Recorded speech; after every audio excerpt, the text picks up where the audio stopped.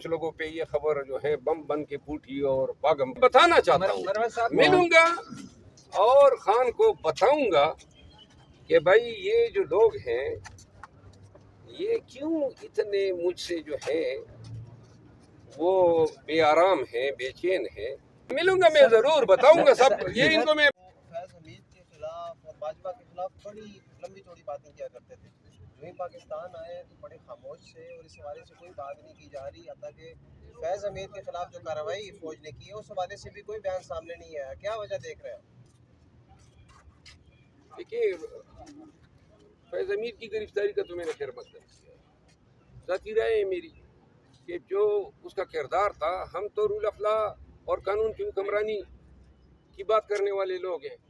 Agency अगर सियासत में इस तरह का किरदार अदा करेंगी और अपने लिए एजेंसी के हेड के सीट पे बैठ के लोगों को बत्ती के लिए और तावान के लिए अगवा करके पैसे बटोरेंगे, तो ऐसे लोगों का सदेबाब होना चाहिए, एहतसाब होना चाहिए, कानून और इंसाफ के कटहरे में इनको खड़ा किया जाना चाहिए, चाहे वो कोई क्यों ना हो। तो लिहाजा ये खुशाइन देंगे पहली दफ़ा एक लेफ्टिनेंट जनरल के ओहदे पर फाइज रह गए एक शख्स को जो है वो कोर्ट मार्शल के जरिए कानून के कटहरे में खड़ा किया गया। अच्छा, पीटीआई ने आज इस हवाले से जिक्र किया है कि एहतसाब सबका होना चाहिए, ये नहीं कि एक शख्स का हो, सबका हो अगर कोई खराबी होती है। और दूसरा, आज कोई मुलाकात के लिए आप गए थे अडियाला, क्या मामला रहे हैं? मैं आज गया था, मैं मिलना चाहता था खान साहब से, लेकिन जब मैं पहुंचा हूं तो वो उस वक्त ट्रायल ख़त्म हो गए, तो मेरी मुलाकात नहीं हो सकी। और कुछ लोगों पे ये खबर जो है बम बन के फूटी और पागम पाग जेल की तरफ रुख किया।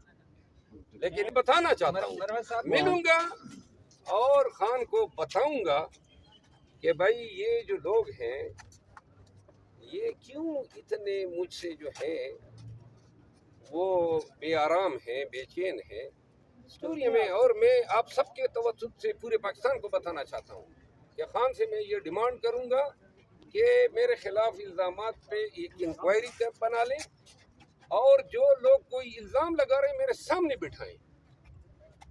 यानी कि 2.5 माह से सब कुछ हो रहा है, खान के कान भरे जा रहे हैं और मुझसे कोई पूछता तक नहीं। ये किस तरह का इंसाफ? हम खुद पीटीआई के लोग शिकायत करते हैं जी अदालत ने हमें सुना नहीं। किस तरह आप दूसरी पार्टी को सुने बगैर कोई आदमी फैसला कर सकता है? मुझे पता ही नहीं है, नोटिफिकेशन आ गया बल्लेबाज को लाने वाले नकवी साहब का कि जनाब ये हमने टर्मिनेट। तो भाई कौन हो तुम टर्मिनेट करने वाले?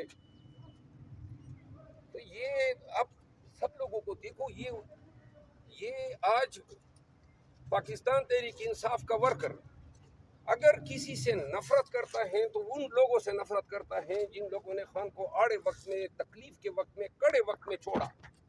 एस्टेब्लिशमेंट के डर से हमारे खिलाफ वादा माफ गवाह बने, मुखालिफिन के गोद में बैठ गए, पीटीआई के खिलाफ बयानात दिए, वर्कर का हौसला तोड़ा। आज परवेज खटक, फवाद चौधरी, असद उमर और इमरान इस्माइल और अली जैदी और उन चौधरी के भाई को पीटीआई में लाने के लिए ताज़ा तरीन कोशिश हो रही है। क्या वर्कर इसको बर्दाश्त कर सकेंगे? ये पीटीआई से लोगों को मुतनफर करना चाहते हैं, खान से लोगों को मुतनफर करना चाहते हैं। वर्कर को इल्म होना चाहिए। देखिए, इस पार्टी में स्टेक होल्डर्स कौन है? या खान है या वर्कर्स हैं, या खान है या वर्कर्स हैं। वर्कर्स ही वो लोग हैं जिन्होंने मार खाई, जो जेलों में गए, जिन्होंने वोट डाला या डलवाया। तो लिहाजा उनकी मर्जी और मंशा के बगैर किसी की आमद कबूल नहीं। आज अडियाला जेल आप कफन बांधने की इजाजत मांगने गए थे, कल जो जलसे में आपने? देखिए, कफन के लिए हम तो वैसे ही हम तो शायद गुज़िश्ता 15 साल से बोनस में फिर रहे हैं, ठीक है ना। और दूसरी बात ये कि ये मैं फिर कहता हूँ कि ये 3 माह से जलसा क्यों नहीं कर सके हैं? ये क्या ड्रामा है? एनओसी नहीं मिला। यहाँ पे सारा पाकिस्तान जमा था इस्लामाबाद के जलसे में और जलसा मुअख्खर किया गया। क्यों किया गया? परवेज साहब कहते हैं कि इमरान खान ने कहा कि आप जब तक आपको इजाजत मिलती है। कौन सी इजाजत? खान साहब मुझे कहता ना, मैंने खान साहब के लिए 9 मई के बाद जलसे किए, पूरे पाकिस्तान में किए। कभी वो मुझे कहता ना कि इजाजत लो, कभी मुझे कहता ना कि भाई 80 जलसे हमने किए, कन्वेंशन किए और एक बात और भी आपको बता दूं, चैलेंज करके कहता हूं, अभी ये जो सवाबी में जलसा हुआ है और अली अमीन खान को खिराज तहसीन पेश करता हूं कि सवाबी के जलसे के अखराजात जो हैं 1,25,00,000 रुपए उसने अदा किए। मैंने चैलेंज करके कहता हूं, पूरे पाकिस्तान में जलसे किए, कोई एक आदमी कह दे कि या पार्टी कह दें कि 1 रुपए किसी ने दिया हो। इन तमाम जलसों की, इन तमाम कन्वेंशनों की कि 1 रुपए हराम हो जो किसी ने दिया हो, इल्जामात ये लगा रहे हैं। या मेरा घर गिराएगी या कोई एक कह दे कि किसी ने 1 रुपए डोनेशन की ऑफर की हो। मेरा ब्रदर इन लॉ मर्डर हुआ, मैं कह सकता हूँ, और किस चीज पे मर्डर हुआ, कोई मेरे पास ताज़ियत के लिए आया हो और ताने मुझे दे रहे हैं कि जनाब निकाल रहे हैं। किस चीज पे निकाल रहे हो? यानी कि इस चीज पे निकाल रहे हो कि जो आप करते पी रहे कोई खान को ये बताए नहीं। बताऊंगा और डंकी की चोट पे खान को बताऊंगा। अच्छा, अब खान साहब का नेक्स्ट मुस्तकबिल क्या देखते हैं? खान साहब का मुस्तकबिल और कौम का मुस्तकबिल जुड़ा हुआ है।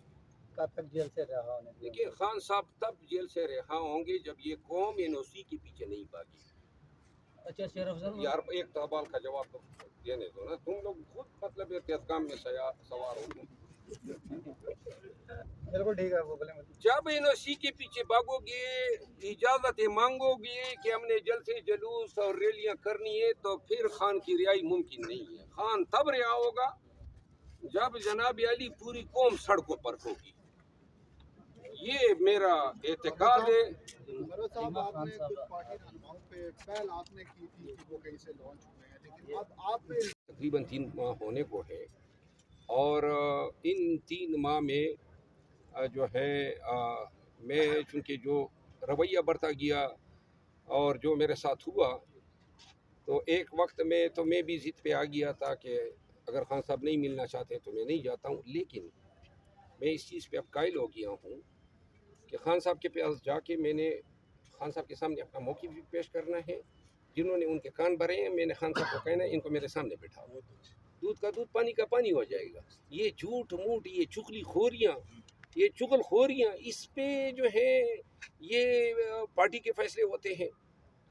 ना कभी बंदरबांड में हिस्सा लिया, ना कभी टिकट दिए, ना कभी किसी 2 टके का कोई मैं मुस्तफ़ीद हुआ हूँ।